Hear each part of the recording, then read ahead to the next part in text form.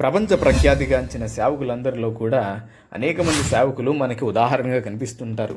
మరియు 19వ శతాబ్దానికి చెందిన ఒక దైవ సేవకుడైన రైన్హార్డ్ బాంకే గురించి ఈరోజు మనం తెలుసుకుందాం. ఈయన 1940లో ఏప్రిల్ 19న కోన్స్బర్గ్, తూర్పు ప్రష్యా, జర్మనీలో జన్మించారు. ఆయన తండ్రి లాజిస్టిక్స్ ఒక ఆర్మీ అధికారి. అతని తల్లి మరియు తన తోబుట్టువులు అతను తూర్పు ప్రష్యా నుండి వేరొక ప్రాంతానికి తరలించబడ్డారు. వారు స్థానభ్రంశం చెందిన వ్యక్తుల కేంద్రంలో కొన్ని సంవత్సరాలు గడిపారు. అతని తల్లి ద్వారా 9 ఏళ్ల వయసులో ఆయన దేవునిని తెలుసుకోవడం జరుగుతుంది. అతను 10 సంవత్సరాల వయసు నుండి ఆఫ్రికాలో మిషనరీ సేవ చేయాలని దేవుని పిలుపునందుకున్నాడు. మరియు ఆయన నేను పరిశుద్ధాత్మలో బాప్తిస్మం అనుభవించాను అని చెప్తూ ఉండేవాడు. యుద్ధ సేవ తర్వాత అతని తండ్రి కూడా ఒక దైవజనునిగాను ఒక పాస్టర్గా పిలుపునందుకున్నాడు. బాంకే స్వాన్సీలోని ఉన్న బైబిల్ కాలేజ్ ఆఫ్ వెల్స్లో చదువుకున్నాడు. అక్కడ అతను దర్శకుడు అయిన శామ్యుయల్ రీస్ హోవెల్స్ నుండి ప్రేరణ పొందాడు. హోవెల్స్కి సమాధానం ఇచ్చిన ప్రార్థన గురించి మాట్లాడిన తర్వాత ఒక సమావేశంలో బాంకే ఇలా ప్రార్థిస్తారు: ప్రభువా, నేను కూడా విశ్వాసం గల వ్యక్తిగా ఉండాలి అని అనుకుంటున్నాను. అవసరాలను తీర్చే నీ మార్గాలను నేను చూడాలనుకుంటున్నాను అని ప్రార్థిస్తారు. లండన్ గుండా వెళ్తున్నప్పుడు అతను ఒక అవకాశం కలుగుతుంది. ప్రసిద్ధ బోధకుడు జార్జ్ జెఫ్రీస్తో ఈ యువ జర్మనీ విద్యార్థి ప్రోత్సహించబడతాడు. గ్రాడ్యుయేషన్ తర్వాత అతను 7 సంవత్సరాలు జర్మనీలో పాస్టర్గా ఉంటాడు. అతడు ప్రధానంగా ప్రసిద్ధి చెందిన ఒక మంత్రిత్వ శాఖలో 1967లో లెసతోలో ప్రారంభమవుతాడు. అతను తర్వాత ఖండమంతటా సువార్త సమావేశాలు నిర్వహించాడు. బోంకే గారి యొక్క పరిచర్యల ఫలితంగా 79 మిలియన్ల మంది క్రైస్తవులుగా మారారని అంచనా ఉంది. అతను దేవుని సైన్యంలో జైంట్ మరియు జనరల్ అని పిలువబడ్డాడు.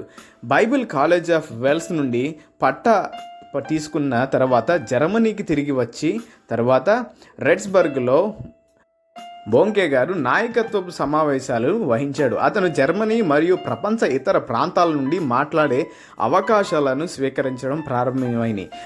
అదే క్రమంలో రైన్హార్డ్ బోంకే గారు అన్ని సువెల్స్ అనే ఒక యువతిని 1964లో వివాహం చేసుకున్నారు మరియు వారికి 3 పిల్లలు.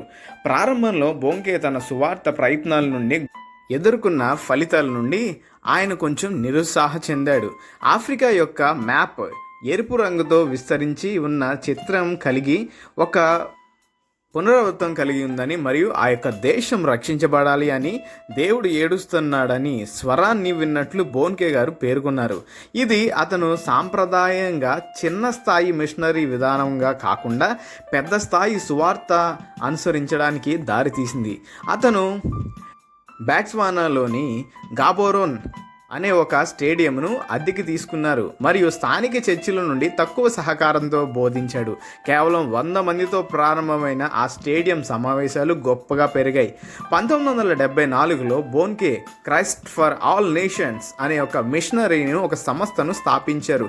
వాస్తవానికి అది దక్షిణాఫ్రికాలో జోహన్నెస్బర్గ్లో ఉంది. ప్రధాన కార్యాలయం 1986లో జర్మనీలో ఫ్రాంక్ఫర్ట్కు మార్చబడింది. ఇది ప్రాథమికంగా ఆ సమయంలో దక్షిణాఫ్రికా యొక్క వర్ణ వివక్ష నుండి సంస్థ దూరం చేయబడింది. నేడు ఈ సంస్థ 5 ఖండాల్లో 9 కార్యాలయాలను కలిగి ఉంది. బోంకే తన మంత్రిత్వ శాఖ పెద్ద జనసమూహానికి అనుగుణంగా టెంట్ సమావేశాలు నిర్వహించడం ప్రారంభించాడు మరియు క్రిస్టియన్ బ్రాడ్కాస్ట్లను కూడా ఈయన ప్రారంభించి ఆఫ్రికాలోని అనేక మందికి సువార్త అందించడానికి గొప్ప తోడ్పాటుగా కారణమయ్యారు.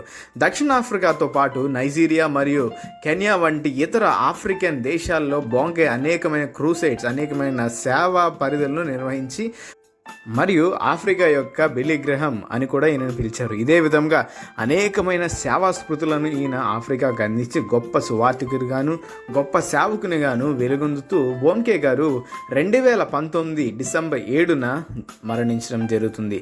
ఆయన సేవ అనేక మంది జీవితాలలో గొప్ప వెలుగుగాను గొప్ప ఆధ్యాత్మిక నడవడికగాను మనం చూడగలుగుతాం. నైజీరియాలో ఉన్న ముస్లింలైన నైజీరియాలు కూడా అక్కడ ఉన్న అధ్యక్షుడు మహమ్మద్ బుహార్ బోంకే నైజీరియా తరచూ సందర్శించినందుకు ప్రశంసించాడు మరియు బోంకే మరణం నైజీరియాకు తీరని నష్టంగా అభివర్ణించారు.